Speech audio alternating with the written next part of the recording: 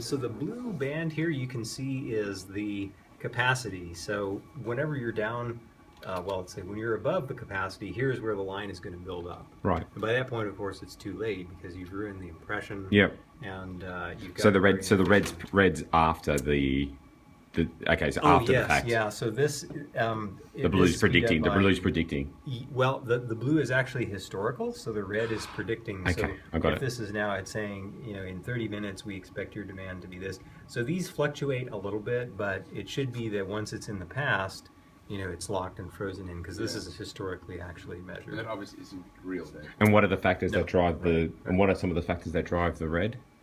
So the red are... Sorry, I'm videoing this if that's okay. No, that's because fine, I'm going to take this back. Yeah. Yeah, no, so the red is determined by the various signals that we train, and for the particular store where we did this pilot, Yep.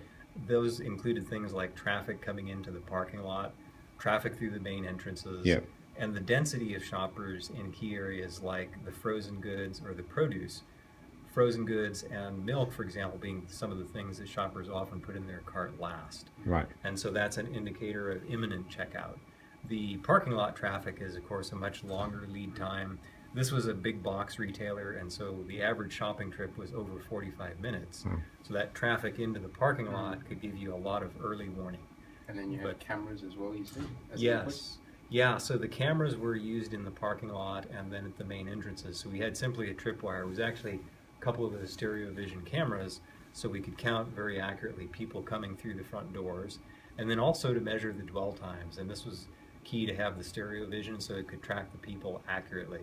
The single vision often can lose track of people. So the dwell time within the store, looking at a particular item or something like that? Well, that's a bit different use case. Okay. For this one, it was just the dwell time in the queue itself. In the queue itself. And okay. so that was for the purpose of waiting to be checked out. Exactly. Got it. Yes. And so And that this was is on cars.